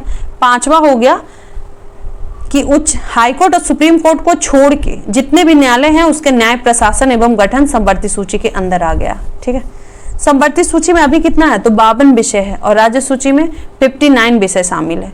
संघ सूची में बात करें तो 98, संघ सूची में आपका 98, राज्य सूची में 59, ठीक है 59 और समवर्ती सूची में 52। समवर्ती सूची के विषय पर केंद्र एवं राज्य सरकार जो है दोनों कानून बनाने में सक्षम होती है, लेकिन दोनों द्वारा कानून बनाया, अगर दोनों में लड़ाई हो जाए कि भाई किसका कानून मतलब रहेगा तो उसमें कौन जीतेगा, तो ये जो है संघ वाला ज्यादा प्रभावी होगा। ठीक है, केंद्र का कानून जो है राज्य के कानून पर ज्यादा प्रभावी होगा। अगर मतभेद हो गए तो, मतभेद नहीं हुआ तो दोनों का अपना अपना चलेगा। नेक्स्ट है दाई दीदी क्लिनिक योजना किस राज्य द्वारा प्रारंभ की गई? तो ये पुराना हो गया, ये जो आपका छत्तीसगढ़ के द्वारा उस समय प्रारंभ किया गया था। नारी को नमन योजना हिमाचल प्रदेश ने शुरू किया था।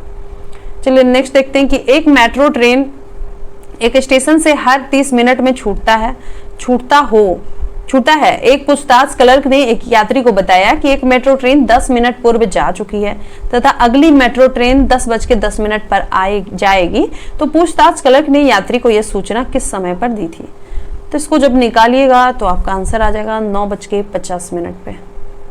नेक्स्ट है कि सप्त क्रांति की अवधारणा को प्रतिपादित किया गया था। तो इसका आंसर हो जाएगा आपका राम मनोहर लोहिया के द्वारा। सप्त क्रांति की अवधारणा जो है राम मनोहर लोहिया के द्वारा प्रतिपादित किया गया। राम मनोहर लोहिया भारतीय स्वतंत्रता संग्राम और भारत में समाजवादी आंदोलन के एक महत्वपूर्ण नेता थे। लोहिया की सप्त क्रांति अवधारणा का उद्देश्य क्या था? पहला तो था कि स्त्री और पुरुष के बीच जो है समानता हो।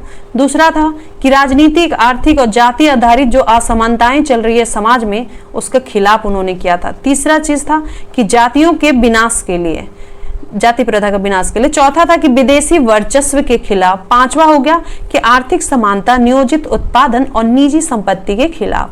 6ठा क्या हो गया? निजी जीवन में हस्तक्षेप के खिलाफ। 7वां है कि हथियारों और हथियारों के खिलाफ और सत्याग्रह के लिए। ठीक है, ये बहुत अच्छा था सप्त क्रांति की अवधारणा राम मनोहर लोहिया का। अब देखेंगे नेक्स्ट क्वेश्चन। तो हमारे नेक्स्ट क्वेश्चन है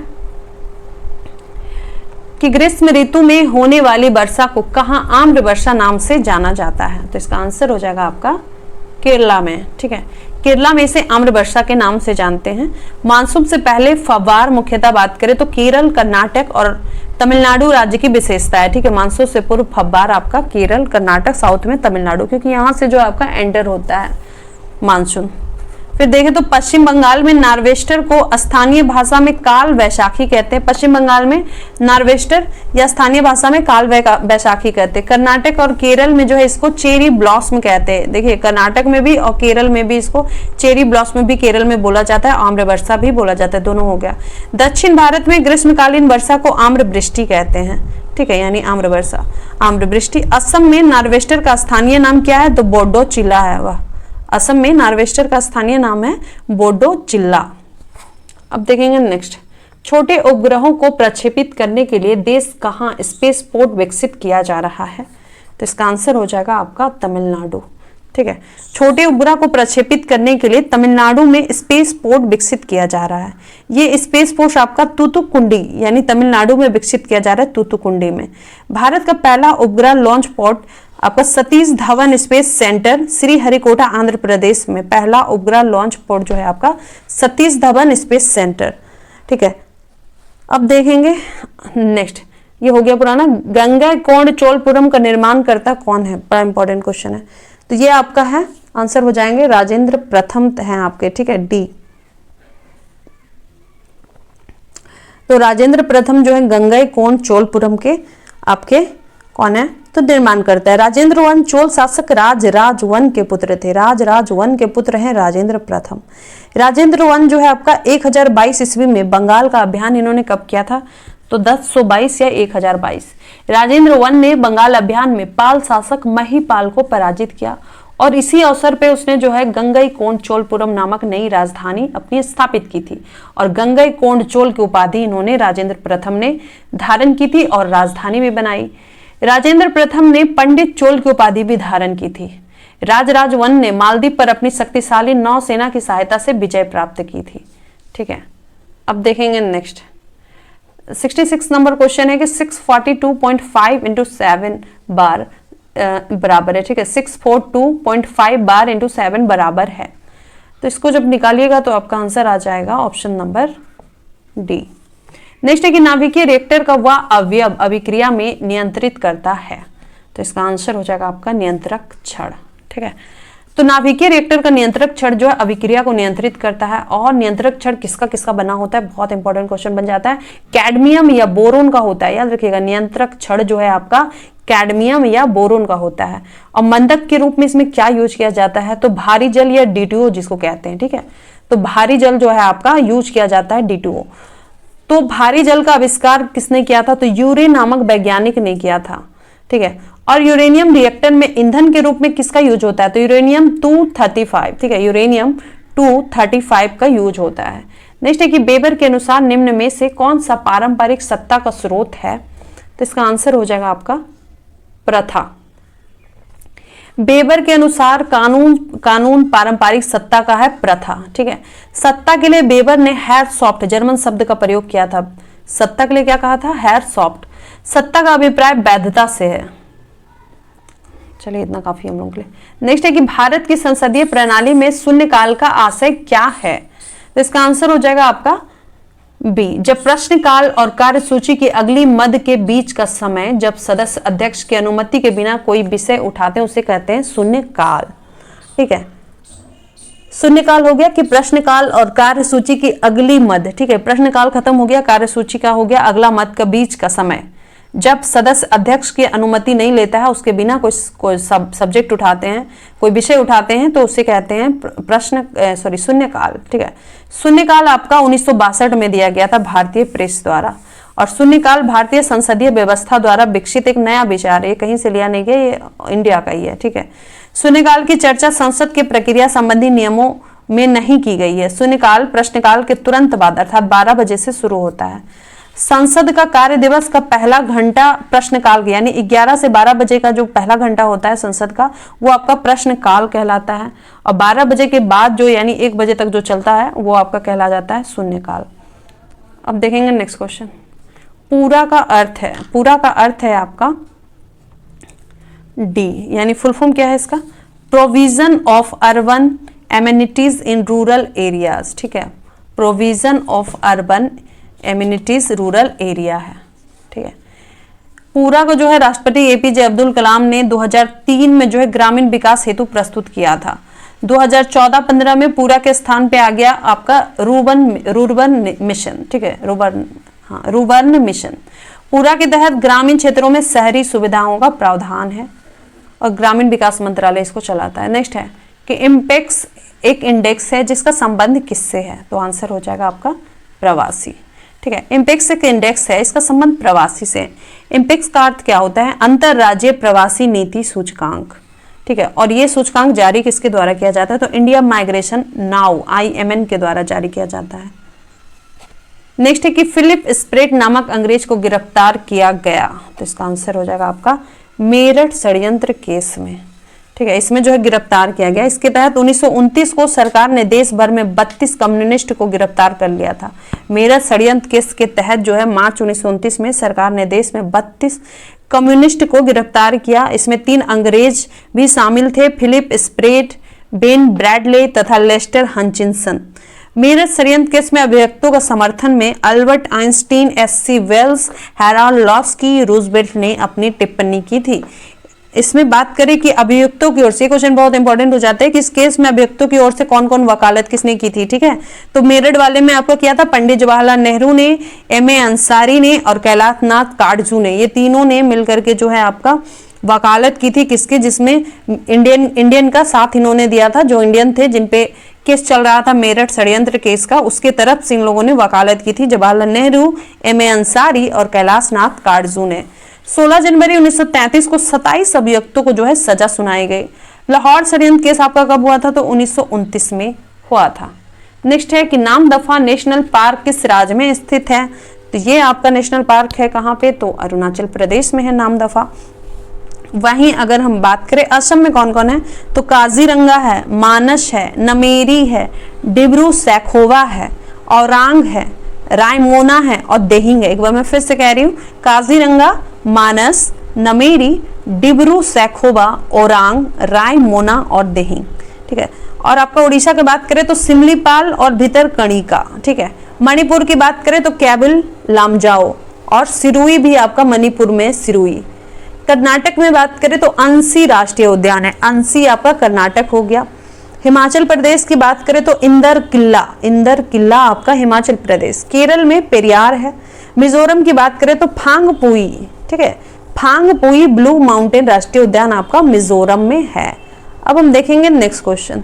तो नेक्स्ट क्वेश्चन है कि हाल ही में किस राज्य में भारत के सर्वोच्च ऊंचाई हर्बल पार्क का उद्घाटन किया गया, तो उस समय जो है आपका उत्तराखंड का चमोली में किया गया था, ठीक है। अब देखेंगे नेक्स्ट क्वेश्चन, निम्नलिखित में से किस देश ने उस समय जो है जिरकोन हाइपरसोनिक मिसाइल का पनडुब्बी का टेस्ट फायर किया था, तो उस समय किसने किया था, तो रशिया ने किया था, ठीक है, पुराना हो गया। अब है कि निम्नलिखित में से समूह का उदाहरण कौन सा है, निम्नलिखित में से समूह का उदाहरण, ठीक है। अब इसको देख लेते हैं बढ़िया से, समूह का उदाहरण कौन सा है, तो इसका आंसर आपका हो जाएगा ऑप्शन नंबर डी, परिवार के सदस्य, ठीक है। परिवार के सदस्य समूह का उदाहरण जो है नहीं, ये पूछा है क्या, निम्नलिखित में से समूह का उदाहरण कौन सा है, तो परिवार के सदस्य में समूह का उदाहरण है, परिवार जो समूह का उदाहरण है, ठीक है। ये परिवार जो है समूह का उदाहरण है, जबकि परिवार का सदस्य हो जाएगा तो समूह की ये इकाई हो जाएगी, ठीक है। याद रखिएगा, परिवार का सदस्य होगा तो समूह की हो सकता है, पिछला बार आपका, इस बार उस समय पूछा था कि परिवार समूह का उदाहरण हो सकता है, और इस बार क्या पूछे कि समूह की इकाई कौन सी है, तो याद रखिएगा परिवार का अगर कोई सदस्य होगा, मेंबर में जब पलट जाएगा, जब समूह मतलब हो गया भाई ग्रुप जब बढ़ जाएगा एक एक में तो इकाई हो जाएगी, तो ये हो जाएगा। नेक्स्ट है कि निसार, इसरो तथा डैश का संयुक्त प्रोजेक्ट है, ठीक है। तो NISAR, निसार जो है आपका किसका है, तो आपका आंसर हो जाएगा NASA, ठीक है, NASA नासा का है।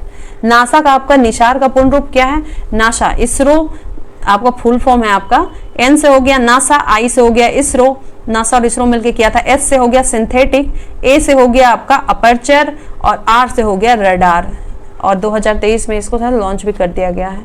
नेक्स्ट है कि भारत आकार में, तो इसका आंसर हो जाएगा आपका ऑप्शन नंबर सी, 7वां सबसे बड़ा देश है।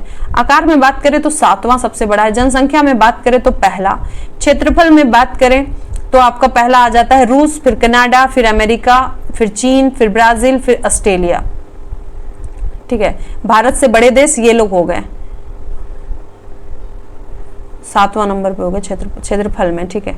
और उसके बाद फिर अगर हम बात करें यूएन जनसंख्या कोष रिपोर्ट के हिसाब भारत की आबादी 2023 अधिक हो गई। दुनिया का विश्व का चौथा सर्वाधिक जनसंख्या वाला देश इंडोनेशिया है, ठीक है। नेक्स्ट है कि 7वीं पंचवर्षीय योजना के अंतर्गत अपनाई गई विकास व्यूह रचना क्या थी? तो इसका आंसर हो जाएगा आपका कृषिगत विकास उन्मुख समृद्धि, ठीक है। 7वीं पंचवर्षीय योजना कब हुई थी? 1985 से 1990 तक संचालित हुई थी और इस योजना में आपका भोजन, काम और उत्पादन तीनों का नारा दिया गया था। 7वीं पंचवर्षीय योजना 1985 से 90 में होती है और इसमें जो है भोजन, काम और उत्पादन का नारा दिया गया था। इसमें जो है 5.6% का लक्ष्य रखा जाता है, जिसमें 6.8 अपने से ज्यादा लक्ष्य से ज्यादा हासिल करती है विकास दर। इस योजना में मानव संसाधन विकास पर अधिक बल दिया गया। याद रखिएगा, मानव संसाधन पर अधिक बल कब दिया गया? 7वीं पंचवर्षीय योजना में। अब देखेंगे नेक्स्ट कि कौन सा मंत्रालय खेल पुरस्कार के सम्मान से जुड़ा है? तो इसका आंसर हो जाएगा युवा मामले और खेल मंत्रालय। मेजर ध्यानचंद जो रत्न पुरस्कार, ये भारत का सर्वोच्च खेल सम्मान है। नेक्स्ट है कि किस देश के प्रधानमंत्री ने 15वीं पूर्वी एशिया शिखर सम्मेलन की अध्यक्षता की? तो वो जो है वियतनाम, ठीक है। वियतनाम का जो है 15वीं पूर्वी एशिया शिखर सम्मेलन की अध्यक्षता की थी। पूर्वी एशिया समूह की स्थापना कब हुई थी? 2005 में। इसको अभी ना पूछने वाला है। नेक्स्ट है कि वर्ग संघर्ष की अवधारणा किसने दी है? तो इसका आंसर हो जाएगा कार्ल मार्क्स ने। कार्ल मार्क्स ने जो है इसका वर्ग शब्द से मार्क्स का क्या अभिप्राय था? आर्थिक वर्ग से था, ठीक है, जाति से नहीं, आर्थिक वर्ग से था। संघर्ष का अर्थ था कि सिर्फ हथियारों से लड़ी जाने वाली लड़ाई ही नहीं है, इसका अर्थ है कि असंतोष, रोष और आंशिक असहयोग भी है। मार्क्स और एंजल्स ने जो है कम्युनिस्ट मैनिफेस्टो में क्या लिखा है कि आज तक प्रत्येक समाज शोषण तथा शोषित वर्गों के विरोध पर आधारित रहा है। It's a very important, marks का स्टेटमेंट आ जाता है कि आज तक लिख देगा कि आज तक प्रत्येक समाज शोषण तथा शोषित वर्गों के विरोध पर आधारित रहा है। किसका है? तो ये कार्ल मार्क्स का है। मार्क्स जो है रक्तपूर्ण क्रांति में विश्वास करता था। वैज्ञानिक समाजवाद का जनक कार्ल मार्क्स को ही कहा जाता है। नेक्स्ट है पेले किस खेल से संबंधित है? तो इसका आंसर हो जाएगा आपका फुटबॉल से, ठीक है। पेले बहुत अच्छा ब्राजीलियन फुटबॉलर है और ब्राजील की सरकार ने पेले को राष्ट्रीय खजाना घोषित किया था, ठीक है। और ये 3 बार की वर्ल्ड कप में जो है जीत चुके हैं पेले। नेक्स्ट है कि भारत का वाटरमैन किन्हें कहा जाता है? तो आंसर हो जाएगा आपका राजेंद्र सिंह को कहा जाता है आपका वाटरमैन, ठीक है। इन्हें 2001 में रेमन मैग्सेसे पुरस्कार मिल चुका है। 2015 में स्कॉटहोम वाटर प्राइज मिल चुका है, ठीक है। सुंदर बहुगुणा की अगर बात करें तो वो चिप्को आंदोलन से जुड़े हुए हैं। अगर हम बात करें पारिस्थितिकी का जनक किसे कहा जाता है? भारतीय पारिस्थितिकी की जनक तो रामदेव मिश्रा को कहा जाता है, ठीक है। और सुगाथा कुमारी साइलेंट वैली आंदोलन से जुड़ी हुई थी। सुगाथा कुमारी जो है आपका साइलेंट वैली। अब बात करें मेधा पाटेकर तो नर्मदा बचाओ आंदोलन से जुड़ी हुई है। डॉक्टर सलीम अली वर्ड के लिए जाने जाते हैं, ठीक है। उनके नाम से जो है गोवा में आपका है doctor Salim Ali bird sanctuary. तो ये आपका जो है डॉक्टर सलीम अली, उनकी आत्मकथा है फॉल ऑफ अ स्पैरो, ठीक है। अब देखेंगे नेक्स्ट क्वेश्चन है हमारा कि दुर्खीम के अनुसार आधुनिक समाज में डैश होती है? तो इसका आंसर हो जाएगा आपका ऑप्शन नंबर सी, सावयवी एकता, ठीक है। दुर्खीम की पुस्तक थी सोशल डिवीजन ऑफ लेबर अनुसार सामाजिक एकता को 2 विभिन्न रूप हैं, यांत्रिक एकता और सावयवी एकता। यांत्रिक एकता तब होता है जब व्यक्ति का व्यक्तित्व सामूहिक व्यक्तित्व में विलीन हो जाता है, ठीक है, तब उसको कहते हैं यांत्रिक एकता। और सावयवी एकता तब उत्पन्न होता है जब प्रत्येक व्यक्ति का व्यक्तित्व का अस्तित्व अलग अलग मान्य हो जाता है। फ्रेंच सामाजिक विचारक कॉम्ट के उत्तराधिकारी के रूप में दुर्खीम का नाम सर्वाधिक लोकप्रिय है। ये बहुत दुर्खीम जो है लेबर के लिए जो है बहुत कुछ किए हैं, लेबर लोगों की क्लास के लिए। नेक्स्ट है कि उत्पादन संभावना परिधि के अंदर स्थित बिंदु। तो इसका आंसर होगा साध्य होता है पर कुशल नहीं। उत्पादन संभावना परिधि के अंदर स्थित बिंदु साध्य होता है पर कुशल नहीं। उत्पादन संभावना सीमा के अंदर सभी बिंदु अक्षम बिंदु हैं, ठीक है। और इसका वक्र जो है बाईं से दाईं की ओर ढलवा होता है। उत्पादन संभावना का वक्र जो है बाईं से दाईं की ओर ढलवा होता है। अब देखेंगे नेक्स्ट क्वेश्चन, कर्क रेखा निम्नांकित में से किन भारतीय राज्यों के समूहों से होकर गुजरती है? तो इसका आंसर हो जाएगा आपका गुजरात, झारखंड, त्रिपुरा, ठीक है। कर्क रेखा बात करें तो वो 8 राज्यों से होकर गुजरती है। गुजरात, राजस्थान, मध्य प्रदेश, छत्तीसगढ़, झारखंड, पश्चिम बंगाल, त्रिपुरा और मिजोरम। मिजोरम याद रखिएगा, एम से वहां पे कंफ्यूजन होता है, मिजोरम है ये। तो ग्लोब पर जो 23.5 डिग्री उत्तरी अक्षांश रेखा पे कर्क रेखा जो झुकी हुई है उसको कर्क रेखा कहते हैं। और ये कर्क रेखा जो है भारत के लगभग मध्य भाग से होकर गुजरती है। और 23.5 डिग्री दक्षिणी अक्षांश रेखा को मकर रेखा कहते हैं। और उनके बीच, कर्क और मकर रेखा के बीच का क्षेत्र आपका कहलाता है उष्णकटिबंधीय क्षेत्र। नेक्स्ट है कि 55 तथा 555 के मध्य दोनों छोर के मानों को शामिल करते हुए कितनी संख्याएं हैं जो 5 से भाज्य है? तो इसका आंसर आपका हो जाएगा 101। जब इसको बनाइएगा तो आपको मिल जाएगा 101। नेक्स्ट है, कटी, जली एवं कच्ची सतहों पर कौन से सूक्ष्मजीवी पनपते हैं? तो आंसर हो जाएगा आपका स्टेफाइलोकोकाई। ठीक है, स्टेफाइलोकोकाई सूक्ष्मजीव जो है कटी, जली और कच्ची सतहों पर आपका पनपते हैं। ये पॉजिटिव बैक्टीरिया का समूह है। बैसिलस सेरेस फूड पॉइजनिंग आमतौर पर तला भुना चावल से जुड़ा होता है। Bacillus cereus food poisoning. खाद्य विषाक्तता बी सेरिकस के कारण होती है, जिसके 2 रूप होते हैं, इमेटिक प्रकार और अतिसार प्रकार। खैर ये इतना इंपॉर्टेंट नहीं है। नेक्स्ट देखते हैं कि केंद्रीय सतर्कता आयोग का मुख्य कार्य क्या है? सीबीसी का। ठीक है, तो सीबीसी की स्थापना आपका बात करें तो 1964 में हुआ था। ठीक है, सीबीसी की स्थापना आपका 1964 में हुआ था। कौन सी कमेटी थी? तो संथानम कमेटी थी। ठीक है, सुरेश एन पटेल केंद्रीय सतर्कता आयोग के आयुक्त अध्यक्ष, और इस संगठन को 2003 में सर्वाधिक दर्जा प्रदान मिला है। ठीक है, और इसमें अगर बात करें तो लोक सेवक की कुछ श्रेणियों द्वारा भ्रष्टाचार निरोधक अधिनियम 1988 के तहत किए गए भ्रष्टाचार के जांच के लिए मेनली इसको रखा गया है। सीपीसी को लोक सेवकों के विरुद्ध मामलों की जांच पड़ताल करना, ये इसका जो है मेन काम है। अब देखेंगे नेक्स्ट क्वेश्चन। नेक्स्ट क्वेश्चन है कि अर्थशास्त्र को जिस अध्ययन के रूप में श्रेष्ठतया परिभाषित किया जाता है वो क्या है? उसका आंसर हो जाएगा किस प्रकार समाज अपने सीमित साधनों की प्रबंधन करे। ठीक है, अर्थशास्त्री मार्शल ने क्या कहा है कि आवश्यकताएं अनंत है, साधन सीमित है, साधनों का वैकल्पिक प्रयोग होता है। अर्थशास्त्र के अध्ययन से हमें साधनों के वैकल्पिक प्रयोग कर पाते हैं। ठीक है, एक विषय के रूप में बात करें तो अर्थशास्त्र के अंतर्गत ये अध्ययन किया जाता है, इस बात को स्टडी की जाती है कि व्यक्ति, समाज और सरकार द्वारा किस तरह से अपनी प्राथमिकताओं के आधार पर संसाधनों का इस्तेमाल अपनी आवश्यकताओं की पूर्ति हेतु किया जाता है। ठीक है, अर्थशास्त्र के जनक कौन है? तो एडम स्मिथ है। और उन्होंने जो है, एडम स्मिथ ने अर्थशास्त्र को धन का विज्ञान कहा है। ठीक है, तो अर्थशास्त्र बहुत अच्छा सब्जेक्ट है, उसको पढ़ना चाहिए, जानना चाहिए। वो सिर्फ देश चलाने के ही काम नहीं आता, घर चलाने के भी काम आता है। आपका लाइफ में हर इंसान को जानना चाहिए अच्छे से। नेक्स्ट है कि 92, जब आयोडीन घोल की कुछ बूंदों को चावल के पानी में मिलाया जाता है तो घोल नीला काला हो जाता है, यह इंगित करता है कि चावल के पानी में शामिल है। तो इसका आंसर हो जाएगा स्टार्च या मंड। ठीक है, स्टार्च के लिए क्या होता है कि आयोडीन परीक्षण किया जाता है। ठीक है, कार्बोहाइड्रेट, स्टार्च के लिए जो है आयोडीन परीक्षण मुख्य रूप से किसके लिए? तो कार्बोहाइड्रेट का प्रेजेंस जानना है तो स्टार्च के लिए जो है आपको उसके लिए जो आयोडीन परीक्षण करना होगा। आयोडीन घोल को जो है पोटेशियम आयोडाइड के जलीय घोल में शामिल करते हैं। आयोडीन स्टार्च के साथ प्रतिक्रिया कर बैगनी काले रंग का उत्पादन करती है, तो इसका मतलब उसमें कार्बोहाइड्रेट है। नेक्स्ट है कि तेल की पतली फिल्म से परावर्तित श्वेत प्रकाश में दिखाई देने के क्या कारण हैं? तो इसके आंसर हो जाएंगे आपके व्यतिकरण। ठीक है, इंटरफेरेंस। तो तेल की पतली फिल्म से परावर्तित श्वेत प्रकाश में दिखाने वाला व्यतिकरण है। जब समान फ्रीक्वेंसी की 2 प्रकाश तरंगे, ठीक है, जब समान फ्रीक्वेंसी या आवृत्ति की 2 जो है प्रकाश तरंगे मूलतः एक ही प्रकाश स्रोत में आ रही है तो एक साथ चलती है, तो माध्यम के कुछ बिंदुओं पर प्रकाश की तीव्रता अधिकतम तथा कुछ बिंदुओं पर न्यूनतम होती है, तो ये प्रकाश तरंगों की इस घटना को व्यतिकरण कहते हैं। सबसे पहले इसके बारे में वैज्ञानिक यंग ने बताया था। ठीक है, विवर्तन की घटना का प्रेक्षण सर्वप्रथम जो है आपका ग्रीमाल्डी ने किया था। अच्छा, इसका जो प्रेक्षण है सबसे पहले ग्रीमाल्डी ने किया था। और श्वेत प्रकाश का इसके अवयवी रंगों से नियोजित होना प्रकाश का वर्ण विक्षेपण कहलाता है। नेक्स्ट है कि कौन सा क्षेत्र स्वयं पोर्टल से संबंधित है? तो ये आपका 2017 में लॉन्च किया गया था और ये था शिक्षा क्षेत्र। नेक्स्ट देखते हैं कि आमने सामने की अंतःक्रिया के संदर्भ में मानव व्यवहार के अध्ययन करें, उसको डैश कहते हैं।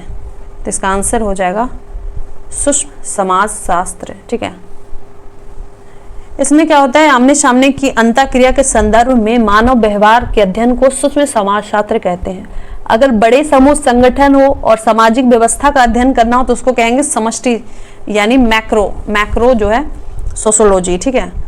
और समाजशास्त्र मानव समाज का अध्ययन है। समाजशास्त्र के जनक कौन है, तो अगास्टस कॉम्ट, ठीक है, अगास्टस कॉम्ट इसके जनक हैं। समाजशास्त्र अवधारणाएं एवं सिद्धांत नामक पुस्तक के लेखक हैं आपका जे.बी. सिंह, ठीक है। तो इसका आंसर हो जाएगा सूक्ष्म समाजशास्त्र, माइक्रो सोशियोलॉजी, ठीक है। अब देखेंगे नेक्स्ट कि किस दिन को विश्व कैंसर दिवस के रूप में मनाया जाता है। तो हम जानते हैं कि 4 फरवरी को जो है विश्व कैंसर दिवस के रूप में मनाया जाता है। 4 जनवरी की बात करें तो उस दिन लुई ब्रेल दिवस मनाया जाता है। 4 दिसंबर की बात करें तो उस दिन भारतीय नौसेना दिवस मनाया जाता है। वहीं 4 मार्च की बात करें तो उस दिन राष्ट्रीय सुरक्षा दिवस मनाया जाता है। 15 जनवरी को बात करें तो थल सेना दिवस मनाया जाता है। 8 अक्टूबर को आपका भारतीय वायु सेना दिवस मनाया जाता है। नेक्स्ट है कि पुरुषों के चक्का स्कीस का वजन होता है। तो इसका आंसर हो जाएगा ऑप्शन नंबर बी, 2 किलो होता है पुरुषों के चक्का स्कीस का वजन। नेक्स्ट है कि 2001 जनगणना के अनुसार भारत की जनसंख्या कितनी है, ठीक है। देखिए 2001 का पूछ चुका है, तो 2001 को भी थोड़ा सा देखते चलते हैं। तो 2001 में अगर बात करें तो 1029 था, ठीक है, ऑप्शन नंबर डी, 1029 मिलियन था, 1029 मिलियन था। तो अभी 2011 में कितना था, तो 121 करोड़ है, ठीक है। 2011 का जनगणना के हिसाब से भारत की जनसंख्या 121 करोड़। और कौटिल्य के अर्थशास्त्र में कराधान के उद्देश्य से जनगणना को राज्य की नीति में शामिल किया गया। याद रखें, ये अर्थशास्त्र में दिया हुआ जनगणना की राज्य नीति जो है कौटिल्य के अर्थशास्त्र में है। आधुनिक जनगणना की शुरुआत 1872 में हुई लॉर्ड मेयो के समय में। और नियमित जनगणना कब हो, सबसे पहले जनगणना आपका 1872 में किया जाता है और नियमित जनगणना आपका जो है 1881 में रिपन के समय से शुरुआत हो जाता है। और भारत में प्रथम बार जाति के आधार पर जनगणना हो गई थी 1931 में। नेक्स्ट है कि क्वाड में कौन से 4 देश समाविष्ट किए गए हैं, तो ये आपका यूएसए, जापान, भारत और ऑस्ट्रेलिया, ठीक है। क्वाड जो है आपका उसमें 4 कब 2007 में जो है प्रधानमंत्री शिंजो आबे द्वारा जो है इसको प्रस्तुत किया गया था और वहां पे उसका गठन होता है। अब देखते हैं लास्ट क्वेश्चन कि भारत के किस राज्य में कटी बिहू महोत्सव आयोजित किया जाता है, तो वो हो गया असम। बिहू आपका जो है असम में होता है। इसमें तुलसी के पौधों की पूजा होती है, ठीक है। अगर बात करें मिजोरम में मनाने वाला सबसे फेमस त्योहार है चपचार कूट। चपचार कूट आपका मिजोरम में हो गया। मिजोरम में साथ में आपका जो चेराव है वहां का पारंपरिक नृत्य है चेराव, ट्रेडिशनल डांस है आपका चेराव। सियांग नदी उत्सव, ड्री उत्सव, पंगसई पास शीत उत्सव, सालुंग उत्सव अरुणाचल प्रदेश में कौन है, तो सियांग नदी उत्सव, ड्री उत्सव, पंगसई पास शीत उत्सव, सोलुंग उत्सव, ये अरुणाचल प्रदेश में है। फिर अगर बात करें सिक्किम में तो सागा दावा, ठीक है, और लोसांग, ठीक है, लोसांग भी आपका सिक्किम में हो गया, सागा दावा। तो होप सो गाइज आपको मेरा वीडियो अच्छा लगा हो। जय हिंद, जय भारत।